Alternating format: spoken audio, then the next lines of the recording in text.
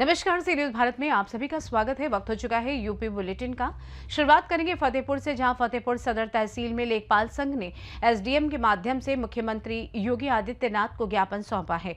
और साथ ही बात होगी सिद्धार्थनगर की, जहां डुमरियागंज तहसील परिसर में 2 अधिवक्ताओं के साथ कथित मारपीट और अभद्रता के मामले को लेकर शुक्रवार को आदर्श बार एसोसिएशन के अधिवक्ताओं में आक्रोश व्याप्त रहा। ऐसी तमाम खबरों पर करेंगे विस्तार से चर्चा। फर्रुखाबाद के थाना जहानगंज क्षेत्र में करीब 20 लाख रुपए के जेवरात की कथित चोरी का पुलिस ने खुलासा किया है। पुलिस के मुताबिक प्रदीप कुमार उर्फ रिंकू ने पत्नी से जेवर छिपाने के लिए अलमारी तोड़कर जेवरात छिपा दिए और पुलिस को घर में चोरी की झूठी सूचना दी। जांच और पूछताछ में मामला खुलने के बाद पुलिस ने उसकी निशानदेही पर करीब 20 लाख रुपए के सोने चांदी के जेवरात और लोहे का सब्बल बरामद किया है। आरोपी को गिरफ्तार कर जेल भेज दिया गया है। देखिए, अपराध एवं अपराधियों के नियंत्रण एवं रोकथाम हेतु जनपद फतेहगढ़ में लगातार उच्च अधिकारी के निर्देशन में अभियान चलाए जा रहे हैं। इसी के क्रम में थाना जहानगंज पुलिस के द्वारा एक घटना का अनावरण किया गया है। दिनांक 21 अगस्त को डायल 112 पर सूचना मिली थी कि एक घर में चोरी हो गई है। इस सूचना पर जब थाना पुलिस मौके पर पहुंची तो जानकारी की गई तो घटना संदिग्ध प्रतीत हुई। इसमें तुरंत जो है अभियोग पंजीकृत किया गया। अभियोग पंजीकृत करने के बाद में जब जांच चली तो इसमें प्रदीप कुमार उर्फ रिंकू, जिसके घर में चोरी हुई थी, उसको गिरफ्तार किया गया है। इससे पूछताछ की गई तो पूछताछ में इसने घटना को षड्यंत्र के तहत खुद ही चोरी करना बताया गया है तथा इसी के निशानदेही पे बरामदगी भी हुई है। लगभग 20 लाख की चोरी इसने बताई थी। इसमें सभी जो माल गया था, जेवरात आदि, सभी को बरामद कर लिया गया। तो क्या क्या बरामद हुआ है? इसमें जो इनके द्वारा बताया गया है, इसमें 2 करधनी है, लगभग 18 माल इसमें बरामद है। कुछ सफ़ेद धातु है, कुछ पीली धातु है, जो इनके द्वारा जो है तस्दीक की गई है। और इसमें कोई अंगूठी है, लॉकेट है, मंगलसूत्र है और पायल हैं, नाक की नथ है, छोटी रिंग है इत्यादि, ये सब सामान है। और इसके द्वारा जब मौका मुआयना कराया गया तो ताला तोड़ना बताया गया था। पूछताछ पर इसने बताया कि स्वयं से इसने सब्बल से जो है ताला तोड़ा। ऐसी घटना पहले भी कभी की है? वो सब्बल भी जो है वो बरामद की गई। सर, पीली धातु जो है कंफर्म हो पाई, गोल्ड है या आर्टिफिशियल है? हाँ, इसकी जांच की जा रही है। सर, ऐसी घटना पहले भी चोरियां की है सर, इनका भी क्या नाम रहेगा पूरा? ऐसी घटनाएं जो है कई बार इस तरीके की सूचना हम लोगों को मिलती है। पूर्व में इनका कोई आपराधिक इतिहास, इस तथ्य की अभी जानकारी की जा रही है। और इनके द्वारा ये बताया गया है कि पूर्व में भी इनके यहाँ पे इस तरीके की घटनाएं हुई थी, परंतु वो इन्हीं के घर वालों पे आसपास में इनके जो जेवरात है वो बरामद हो गए थे। इस बार इनके द्वारा षड्यंत्र करके ये सूचना दी गई है, जो सूचना जो है विवेचना में झूठी पाई गई। घर के अंदर की चोरी है तो घर के अंदर इनके द्वारा ये चोरी, इनके द्वारा ये षड्यंत्र करके जो है अपना जो जेवरात था वो अपने ही घर में छुपा दिया गया था दूसरी जगह पे। सूचना इन्होंने चोरी की दी थी, जो पूरी अभी जांच में, अभी तक की जांच में झूठी पाई गई। पूरी घटना में अकेले यही व्यक्ति है? अभी हमारी विवेचना प्रचलित है, अन्य अगर कोई तथ्य आता है तो उसको समाहित किया। फर्रुखाबाद से सी न्यूज संवाददाता आदेश की रिपोर्ट। फर्रुखाबाद में पुरानी पेंशन बहाली की मांग को लेकर सैकड़ों शिक्षक कर्मचारियों ने पेंशन बचाओ मंच के अध्यक्ष नरेंद्र सिंह जाटव के नेतृत्व में तिरंगा रैली निकालकर कलेक्ट्रेट में प्रदर्शन किया। कर्मचारियों ने नई पेंशन व्यवस्था एनपीएस का विरोध करते हुए पुरानी पेंशन बहाल करने, डेथ अनिवार्यता खत्म करने और सरकारी संस्थाओं के निजीकरण पर रोक लगाने की मांग की। प्रदर्शन के बाद एसडीएम कायमगंज सचिन कुमार वर्मा को ज्ञापन सौंपा गया और मांगे पूरी न होने पर आंदोलन तेज करने की चेतावनी दी गई। इस मौके पर अध्यक्ष नरेंद्र सिंह जाटव, ज्ञान प्रकाश त्रिपाठी, फूल सिंह शाक्य, विमलेश शाक्य, भूपेश पाठक, पीयूष कटियार और शिक्षक संघ के कर्मचारी मौजूद रहे। ये क्या मामला है, किस मामले लेकर आज जो है? हम लोग अटेवा के मंच के तहत पेंशन के लिए जो संघर्ष कर रहे हैं हमारे लोग, उनके लिए आए हुए हैं और हमारा जाटव जिलाध्यक्ष कटेवा फर्रुखाबाद। आज हम लोग पुरानी पेंशन की बहाली, टेट की समाप्ति और निजीकरण के विरोध में आज तिरंगा यात्रा के रूप में हम लोग यहाँ एकत्रित हुए हैं। माननीय मुख्यमंत्री जी को, माननीय प्रधानमंत्री जी को ज्ञापन दिया गया है माननीय जिलाधिकारी महोदय के माध्यम से। हम लोगों की मांग है कि जो शिक्षक कर्मचारी 30-35 साल अपनी सेवा बदले में वो क्या चाहता है, केवल बुढ़ापे में सुरक्षा, बुढ़ापे की सुरक्षा ओपीएस, तो केवल हमारी मांगे हमारी पुरानी पेंशन जो पहले वाली थी वो बहाल की जाए। जब अन्य राज्यों में पुरानी पेंशन बहाल हो सकती है तो हमारे उत्तर प्रदेश में पुरानी पेंशन बहाल क्यों नहीं हो सकती है? ये कहना कि खजाना नहीं है, देश में पैसा नहीं है, तो अपने जो वेतन और संसाधन होते हैं उनको तो आप संसद में दोनों सदनों में ताली बजा के आप बढ़ा लेते हैं। जब कर्मचारी की बात आती है तो आप कह देते हैं खजाना खाली है, हमारे पास पैसा नहीं है। हमारी सरकार से सख्त मांग है, विनम्रतापूर्वक आप इस अन्य राज्यों से सबक लेते हुए हमारे उत्तर प्रदेश में ही पुरानी पेंशन को बहाल करें और जो टैट का मुद्दा है ये बिल्कुल इसको समाप्त करें और निजीकरण को भी समाप्त करें, चाहे अध्यादेश लाके खत्म करें और चाहे जैसे भी, ये सरकारी जिम्मेदारी है। लेकिन सरकार जो है, हम 30-35 साल कर्मचारी जो हमारा उनको अपना सेवा देता है उसके बदले में उसको पुरानी पेंशन का भी वो हकदार नहीं है। ऐसा नहीं चलेगा। अगर ये सरकार नहीं मानती है, हो सकता है कि इससे आगे और बड़ी लड़ाई होगी। विधायक और सांसद द्वारा आपने अभी जो पेंशन की मुद्दे किए थे, क्या आप विधायक? मैं तो कहता हूं कि आप देख लीजिए, आप भी पत्रकार हैं, आप जानकार हैं कि एक बार एक विधायक हो जाता है, सांसद हो जाता है तो उनको 2-2, 3-3 पेंशन मिलती हैं। कर्मचारी और एक दिन के लिए होता है तब उसको 2 से 3 दिन पेंशन मिल जाती है, और कर्मचारी 35 वर्ष की सेवा करता है तो उसको एक भी पेंशन नहीं। ऐसा कहाँ? क्या यही अमृतकाल है? क्या इसी तरह से हमारे देश को आगे होगा? हम तो चाहते हैं कि अगर हमारे देश के बुजुर्ग, जिस देश में भी बुजुर्ग अगर खुश नहीं है तो उस देश की खुशहाली नहीं हो सकती है। अगर विरोध इसी बात का है कि आप पुरानी पेंशन वाली को तत्काल बहाल करें। अगर आपकी मांग पूरी नहीं हो रही फिर क्या रहेगी आपकी? अगर पुरानी पेंशन बहाल नहीं करते हैं तो हमारा संगठन जो आगे निर्देश देगा उसका हम पालन करेंगे। अभी आपको जिला एसडीएम साहब को जो ज्ञापन दिया है उसमें क्या आश्वासन मिला आपको? उन्होंने ये कहा कि हम माननीय मुख्यमंत्री, माननीय विधायक जी को, हम प्रधानमंत्री को हम ज्ञापन को काफी भेजेंगे। भाई ये काम ये इनका नहीं है। फर्रुखाबाद से सीनियर संवाददाता आदेश की रिपोर्ट। अयोध्या के लेखपाल उत्कर्ष देव को न्याय दिलाने की मांग को लेकर प्रदेश के 75 जिलों और 351 तहसीलों में लेखपालों ने थाना दिवस का बहिष्कार कर कलमबंद हड़ताल की। फतेहपुर सदर तहसील में लेखपाल संघ ने एसडीएम के माध्यम से मुख्यमंत्री योगी आदित्यनाथ को ज्ञापन सौंपा।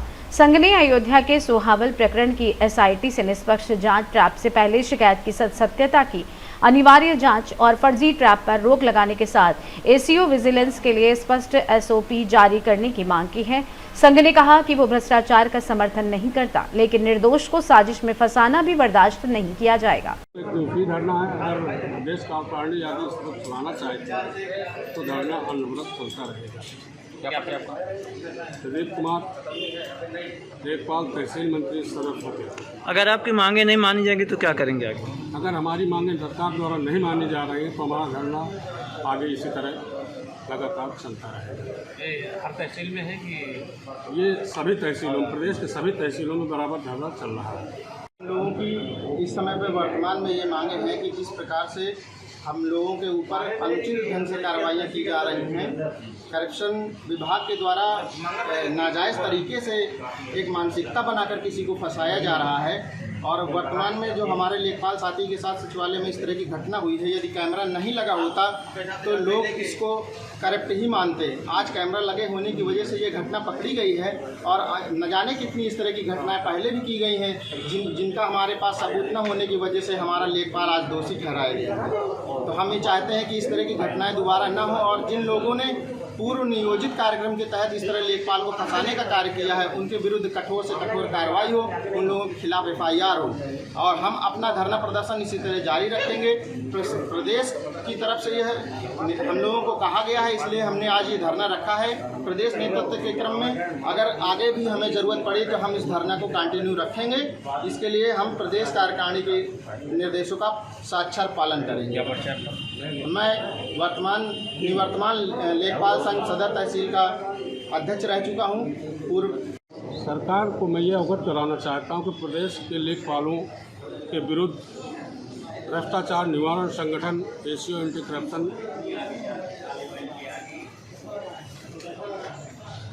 करप्शन एवं विजिलेंस द्वारा की जा रही गलत, अनुचित, फर्जी ढंग एवं दुर्भाग्यपूर्ण ढंग से ट्रैप कार्यवाही पर रोक लगाए जाने के संबंध में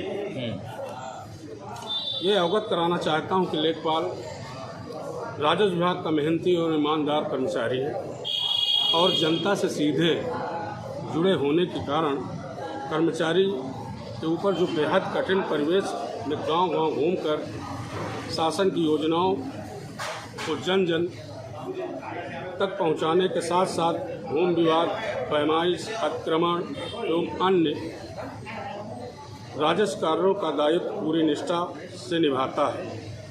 ऐसे कठिन एवं चुनौतीपूर्ण कार्य को के बावजूद लेखपाल अपने कर्तव्यों का निरंतर निर्वहन करता है। भूमि विवाद, पैमाइश, अतिक्रमण हटाए अथवा किसी व्यक्ति के अवैध कार्य के नियमों को विपरीत किए जाने की स्थिति में संबंधित व्यक्ति अथवा दलाल एवं लेखपाल से रंजिशन रखना असामान्य नहीं है। कई बार संतुष्ट व्यक्ति अपने निजी स्वार्थ अथवा दुर्भावनाग्रस्त होकर लेखपाल को झूठे मामले में फंसाते चले जाते हैं। तो आप लोग यही मांग है कि इस तरह कृत्य ना? हम लोगों को सीधी सरकार से ये मांग है कि बिना जांच के ऐसे कृत्य कतई कार्य न किए जाएं। अयोध्या से सी न्यूज़ संवाददाता शहनशाह अब्दी के साथ शारिफ कमर की रिपोर्ट। अयोध्या में भ्रष्टाचार निवारण संगठन की कार्यवाही के दौरान लेखपाल उत्कर्षदीप की गिरफ्तारी के विरोध में गोंडा सदर तहसील के लेखपालों ने धरना प्रदर्शन किया। प्रांतीय नेतृत्व के आह्वान पर लेखपालों ने सुबह 10 बजे से शाम 4 बजे तक कार्य का बहिष्कार किया और गिरफ्तार साथी की रिहाई के साथ लेखपालों के खिलाफ ऐसी कार्रवाई पर रोक लगाने की मांग की। लेखपाल संघ के पदाधिकारियों के अनुसार अयोध्या की सोहावल तहसील में तैनात उत्कर्षदीप अपने राजस्व गांव पराकैल के सचिवालय में शासकीय कार्य कर रहे थे, तभी एंटी करप्शन टीम ने रुपए देने के आरोप में उन्हें गिरफ्तार कर लिया। लेखपालों ने कार्रवाई को अनुचित बताते हुए निष्पक्ष जांच की मांग की है। प्रदर्शन में तहसील अध्यक्ष जयप्रकाश वर्मा, तहसील मंत्री आत्माराम वर्मा, वरिष्ठ उपाध्यक्ष वीरपाल सहित बड़ी संख्या में लेखपाल संघ के सदस्य मौजूद रहे। किस बात को लेकर आज आप लोग संघ भवन पर एकत्रित हुए हैं और क्या कुछ नारेबाजी कर रहे हैं? ऐसा क्या कुछ प्रकरण है, क्या कुछ मामला है, पूरी बात? मैं आत्माराम वर्मा, तहसील मंत्री गोंडा सदर। हमारे एक लेखपाल साथी अयोध्या जनपद में सोहावल तहसील में कार्यरत है। उत्कर्षदीप सचिवालय भवन में काम कर रहा था। उसको एंटी करप्शन टीम गलत ढंग से आई और उसको जबरन उठा कर ले गई, जबकि कहीं वीडियो ऑडियो में उसका कहीं लेना देना कुछ नहीं है। कुछ लिया है कि नहीं लिया है इसका कोई साक्ष्य उनके पास नहीं है, उसने लिया भी नहीं है, ये उसका साक्ष्य दिखाई नहीं पा रहे हैं। और इसी के विरोध में हम लोग आज उत्तर प्रदेश लेखपाल संघ के आह्वान पर धरना प्रदर्शन कर रहे हैं। गलत तरीके से अगर हमारे किसी लेखपाल साथी को ट्रेप किया जाता है तो हम उसके लिए हमेशा साथ देंगे, लेकिन अगर वो दोषी पाया जाता है तो उसका साथ हम लोग नहीं देंगे। हम यही कहना चाहते हैं कि भाई किसी साथी को हमारे गलत तरीके से ट्रेप एंटी करप्शन ना करे। हम लोग फील्ड कर्मचारी हैं, तहसील रहते हैं, ग्रामीण क्षेत्र में रहते हैं। अगर इसी तरीके से हम लोग को प्रताड़ित किया जाएगा गलत तरीके से तो हम लोग काम नहीं कर पाएंगे। और जिससे हमारे संवर्ग जो है हमेशा किसान और मजदूर साथ देने के लिए तैयार रहता है, उनका साथ देने के लिए। लेकिन अगर ऐसा करेंगे तो हम लोग डर बस से कोई काम सही तरीके से कर नहीं पाएंगे। हम तो यही चाहेंगे अपने प्रदेश सरकार से कि भाई इसकी जांच कराई जाए। अगर वो लेखपाल दोषी नहीं है उसको तत्काल छोड़ा जाए। आगे की क्या रणनीति? आगे की रणनीति हमारी यही रहेगी। हमारे उत्तर प्रदेश लेखपाल संघ जो आगे की रणनीति तैयार करेगा उसी का हम लोग पालन करेंगे।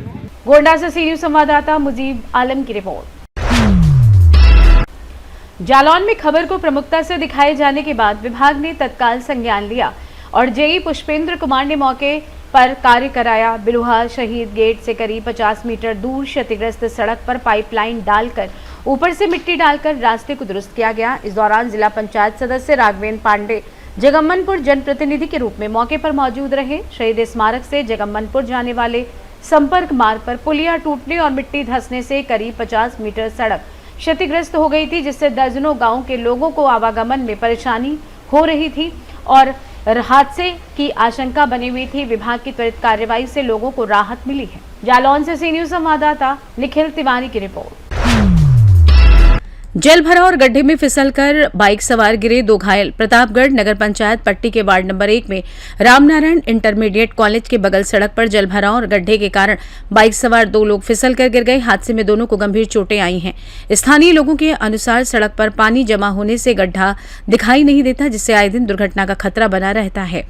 घायल बाइक सवारों ने बताया कि सड़क पर पानी भरा होने और गड्ढा होने के कारण बाइक का संतुलन बिगड़ गया और दोनों फिसलकर सड़क पर गिर गए।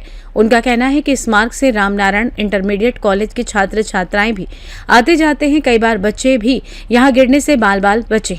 जल भराव और गड्ढे के कारण राहगीरों के साथ ही नगरवासियों को भी परेशानी का सामना करना पड़ रहा है। स्थानीय लोगों ने नगर पंचायत प्रशासन से सड़क की मरम्मत कराने और जल भराव की समस्या दूर कराने की मांग की है, ताकि भविष्य में हादसे न हो और स्कूली बच्चों को भी परेशानी से बचाया जा सके।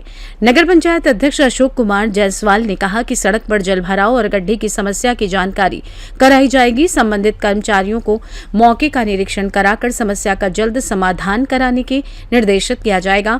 लोगों को आवागमन में किसी प्रकार की परेशानी न हो और स्कूली बच्चों की सुरक्षा बनी रहे, इसके लिए आवश्यक कार्रवाई की जाएगी। प्रतापगढ़ से सी न्यूज संवाददाता रोहित जायसवाल की रिपोर्ट। करछना तहसील क्षेत्र के डीहा गांव में जल निकासी को लेकर 2 पक्षों के बीच तनाव की स्थिति बन गई। यादव बस्ती में लंबे समय से जल भराव की समस्या को लेकर पूर्व सांसद कुंवर रेवती रमन सिंह की शिकायत के बाद तहसील प्रशासन सक्रिय हुआ। पूर्व सांसद ने जल निकासी की व्यवस्था कराने की मांग करते हुए गांव पहुंचकर धरना प्रदर्शन की चेतावनी दी थी, जिसके बाद तहसीलदार करछना के नेतृत्व में राजस्व और पुलिस टीम मौके पर पहुंची। स्थिति को देखते हुए तहसीलदार ने संबंधित परिवार के लोगों से बातचीत की और तालाब की बंधी काटकर खेत के रास्ते पानी की निकासी कराई गई। स्थानीय निवासी दूधनाथ यादव ने बताया कि जल निकासी की समस्या पिछले करीब 20 वर्षों से बनी हुई है और स्थायी समाधान नहीं होने के कारण ग्रामीणों को लगातार परेशानी का सामना करना पड़ रहा था। वहीं तहसीलदार ने समस्या का स्थायी समाधान कराने का आश्वासन दिया है। पानी की दिक्कत है, पानी भर गया है, पानी निकासी को लेकर उसकी वजह से आदमियों को बहुत परेशानी हो रही है। घर में पानी चला जा रहा है, इसीलिए तहसीलदार साहब, नायब साहब और कानगो साहब सब लगे हैं पानी निकलवाने के लिए। तो जिस तरीके की समस्या थी, क्या निस्तारण हो गया? अभी हुआ नहीं, बात हो रही। कोई सरकारी ज़मीन है नहीं, वो ज़मीन निजी है और खेत में धान लगाए हैं, उसी का कुछ जुगाड़ बना के व्यवहार से बात करके अधिकारी अपने मैनेज कर रहे हैं। निर्णय निकल जाएगा बहुत जल्दी। परिचय दे दीजिए अपना। प्रकाश कुमार पांडे। हमारा उनका जो है गाँव देश के नाते समझौता हुआ है। हम उनसे आज भी विनती करके किसी भी ढंग से पहले पानी खोला जाए, उसके बाद प्रॉपर रास्ते के लिए अधिकारियों से बात हो गई है, उसका नाप करवा के कराएंगे। ये किसान की फसल बराबर लगातार हर बार इसी तरीके से नुकसान किया जा रहा है, तो उसको लेकर के क्या उनको भरपाई या फिर इसको प्रॉपर जो निदान होना चाहिए उस तरीके से क्या कुछ ऐसा, जबकि तहसीलदार साहब मौके पर आए थे, राजस्व टीम आई थी, पुलिस टीम आई थी, तो इसको प्रॉपर अगर इस तरीके से लगातार चलता रहेगा तो नुकसान होता रहेगा, तो इसको जो प्रॉपर निदान के लिए क्या किया गया है? प्रॉपर निदान के लिए एक नई दूसरी रास्ता चकमार्ग है, वहाँ पर देखा जाएगा और प्रेजेंट टाइम में इनका जो भी नुकसान होगा उसकी भरपाई हम लोग करेंगे। पिछली बार इसी तरीके से आश्वासन दिया गया लेकिन भरपाई नहीं की गई थी, उसी को लेकर नाराजगी थी, तो वो क्या चीज़ है? यह पूर्व प्रधान के द्वारा ऐसा किया गया था। मतलब आज के तारीख में जो भी बातें हो रही हैं तहसीलदार के सामने हुई हैं, कानगो लेखपाल प्रशासन के अधिकारी थे, सबके सामने बात हुई है और उसको किया जाएगा। किसान का जो नुकसान हो रहा है उसको क्या उसका भरपाई की जा रही है? जी हाँ, किसी भी ढंग से उनको संतुष्ट किया जाएगा। परिचय दे दीजिए अपना। मेरा नाम दूधनाथ यादव, ग्राम प्रधान प्रतिनिधि बिहार। इसके लिए कहना चाहेंगे कि प्रधान, जिला पंचायत, क्षेत्र पंचायत, विधायक और सांसद अगर चारों मिल करके इस पर विचार विमर्श करेंगे तो इसका एक निस्तारण हो जाएगा।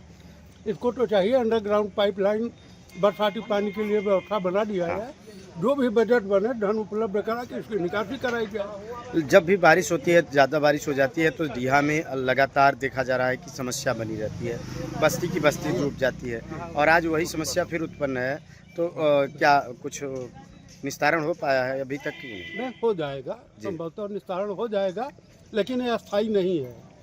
अस्थायी नहीं, इसका अस्थायी निस्तारण करना अनिवार्य है। ये पानी निकासी के लिए किसान का नुकसान होता है बार बार लगातार, तो इसके लिए क्या कहें? माननीय तहसीलदार साहब आए हैं और टीम आई है, तो क्या उन्होंने प्रॉपर क्या इसका निस्तारण क्या? अभी तत्कालिक माने की व्यवस्था निकासी की हो जा रही है जी। और उसके बाद जो है इसकी अस्थायी निकासी की व्यवस्था पर विचार किया जा रहा है। हम लोग सांसद जी से भी बात करेंगे और इसका निस्तारण करवाएंगे। नहीं, सांसद जी तो सूचना मिली कि सांसद जी जो है पूर्व सांसद जी यहाँ आ रहे हैं इसी बात को लेकर के, तो क्या कुछ ऐसा है अभी तो ये सांसद जी ने हम लोगों को ही भेजा है। अच्छा, कि आप लोग मौके पर जाकर देखिए उसका कैसे हल क्या निकलना है। हाँ, उसका निकाला जाएगा और इसके लिए जो भी होगा बजट का प्राविधान बनाया जाएगा, अस्थायी निकासी कराई जाएगी। परिचय दे दीजिए। मैं गजेंद्र तिवारी, प्रयागराज से सी न्यूज संवाददाता मंगला प्रसाद पटेल की रिपोर्ट। डिजिटल अरेस्ट के जरिए दिल्ली निवासी महिला से 42.30 लाख की साइबर ठगी के मामले में थाना भवन पुलिस ने 2 आरोपियों को गिरफ्तार किया है। पुलिस ने आरोपियों के कब्जे से ठगी की रकम से जुड़े 8 लाख नकद बरामद किए हैं, जबकि एक अन्य आरोपी फरार है। जांच में सामने आया कि साइबर ठगी की करीब 9 लाख की रकम एक मंदिर समिति के बैंक खाते में पहुंची थी, जिसमें से 8 लाख निकालकर आरोपियों ने आपस में बांट लिए। पुलिस अब फरार आरोपी के साथ उस अज्ञात व्यक्ति की तलाश कर रही है जिसने मंदिर के खाते का इस्तेमाल करने की कथित साजिश रची थी। जनपद शामली में हमारे साइबर थाना, साइबर सेल और थाना भवन ने 2 बहुत अच्छे गुड वर्क किए हैं। हमारे यहाँ साइबर मुख्यालय से 2 कंप्लेंट फॉरवर्ड हुई थी और जिनकी जांच के लिए मैंने एएसपी साहब के नेतृत्व में टीम गठित किया था। उनमें हमारे CO crime CO city Jitendra Yadav थे, एएसपी साहब खुद ही उसको सुपरवाइज कर रहे थे शुक्ला जी, और थाना भवन एसएचओ विजेंद्र रावत, हमारे थाना अध्यक्ष साइबर थाना विकास, उनकी पूरी टीम और प्रभारी साइबर सेल भटनागर स्थित। इसमें लोगों ने बहुत अच्छा 2 गुड वर्क किया। इसमें पहला मामला रेफर हुआ था डिजिटल अरेस्ट का। इसमें जानकारी हुई थी कि एक महिला दिल्ली की है जिसका नाम बबीना है और वो पश्चिम बिहार की रहने वाली है, अपार्टमेंट में रहती है। उनके साथ 43 लाख रुपए का ठगी हुई थी। उनको ठगों ने ये मैसेज किया था, उनसे फ़ोन पे बात किया था व्हाट्सएप कॉल पे कि आपके पति कहीं पर जो है ड्रग्स के मामले में पकड़े गए हैं और आप वो गिरफ्तार हो गए, तत्काल आप पैसा ट्रांसफर करने को छोड़ने के लिए। वो महिला उनके झांसे में आ गई। उसने 3 बार में कुल लगभग 43 लाख रुपए ट्रांसफर किए थे ठगों के अकाउंट में। उनमें से लगभग 9 लाख रुपए हमारे ही जनपद के एक बैंक अकाउंट में आया था। मूलतः चरथावल के रहने वाले 3 व्यक्ति हैं जिन्होंने अपना एक फर्म खोल रखा है, एक ट्रस्ट बना रखा है पूज्य रविदास जी के नाम पे, मंदिर के नाम पे ट्रस्ट बना रखा है और इन लोगों ने 30% कमीशन के नाम पे वो एक अज्ञात व्यक्ति से आरोप कहना यही है, हमने वो पैसे मंगवाए लगभग 9 लाख रुपए, लेकिन वो अभी ले नहीं जा पाया था। वो 1 लाख रुपए उसकी कंप्लेंट पे होल्ड हो गया था। 8 लाख रुपए कैश हम लोगों ने उनसे बरामद कर लिया है और इसमें कुल 3 लोगों का नाम इसमें आया। चूंकि चेक बुक पे इन लोगों ने 3 लोग साइन करते थे, उसमें 2 गिरफ्तार हुए। इसमें एक नाम है मिस्टर पंकज कुमार पुत्र ईसम सिंह का, गाँव बाढ़ चरथावल मुजफ्फरनगर रहने वाले हैं, और एक किरोड़ीमल रतिराम निवासी बाढ़ चरथावल के हैं, और एक इनका लड़का गौरव फरार इसमें भी है। मूल रूप से इन लोगों ने, इनका कहना ये है कि मुजफ्फरनगर पे उसने मुझे फ़ोन किया 15/7/2026 की रात में कि आप मैं पैसा भेज रहा हूँ आपको मैं, और आपके पास ट्रस्ट है और आप 30% कमीशन लेके शेष पैसा हमको वापस कर दीजिए। और पैसा वापस नहीं जा पाया था, उसने पैसा ट्रांसफ़र किया, हमने पैसे निकाल लिए, अपने खर्च में लगाए हुए थे इसमें, लेकिन पैसा इनके पास रखा हुआ था। वो पैसे पर रिकवर हो गए हैं। अब हमारी पूरी टीम उनके द्वारा बताए हुए मोबाइल नंबर एक्सेट्रा की जांच कर रही है। जो एक्चुअल गैंग है जिसने ये साइबर ठगी की है, इनके पास और भी लगभग 30-35 लाख रुपए बचे हुए हैं।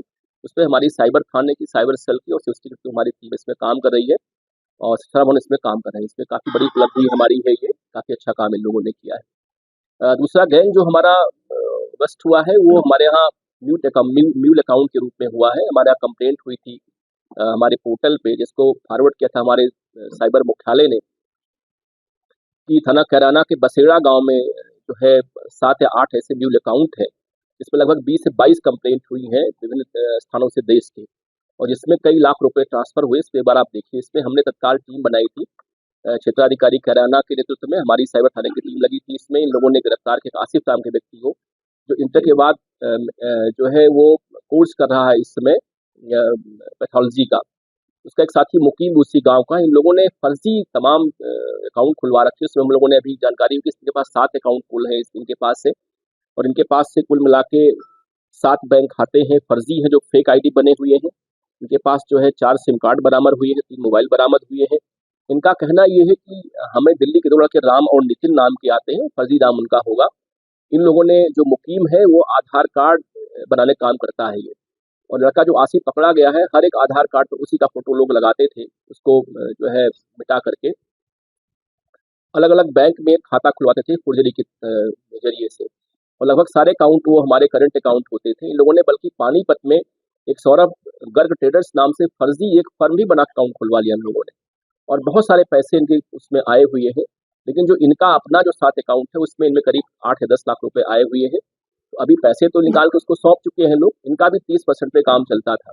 लड़के पानीपत आते थे, पानीपत में आके लोग गए, पैसे निकाले, उसको सौंप दिए। एक बड़ा गैंग ये भी था हमारे यहाँ जो अरेस्ट हुआ है, बछेड़ा का था ये, थाना कैराना का।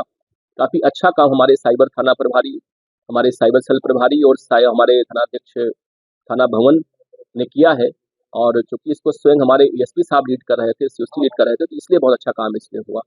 तो अभी भी इसमें जो और भी इसमें लिंकेजेस हैं जो पीछे छूटे हुए हैं, उसको हम लोग इस पे काम कर रहे हैं तेजी में, और भी बहुत जल्दी दिल्ली करके जो उसमें बचे हुए हैं उनको, और जो डिसअरेस्ट वाला जो मामला उसमें जो बचे जल्दी इसमें लोग कार्रवाई करके गिरफ्तार करेंगे।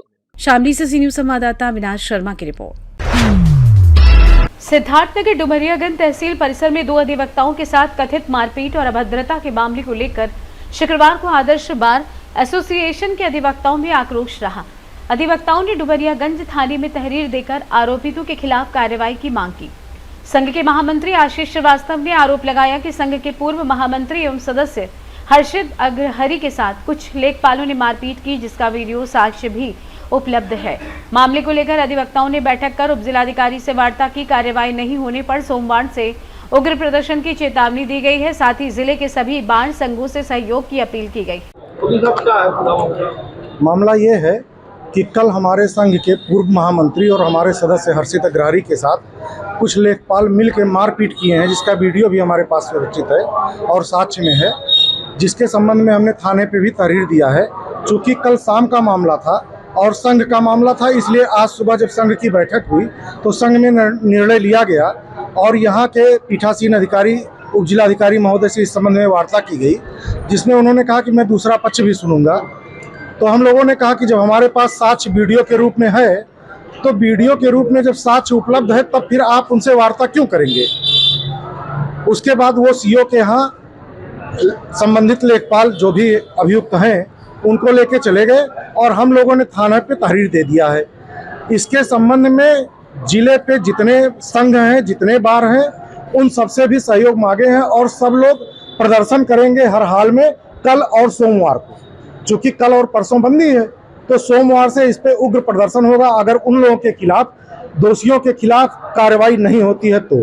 सिद्धार्थनगर से सी न्यूज संवाददाता पंकज पांडे की रिपोर्ट। फिलहाल के लिए इस खास बुलेटिन में बस इतना ही। देश दुनिया की तमाम बड़ी खबरों को जानने के लिए आप जुड़े रहिए सी न्यूज भारत के साथ। हर खबर आपके साथ, आपके हाथ।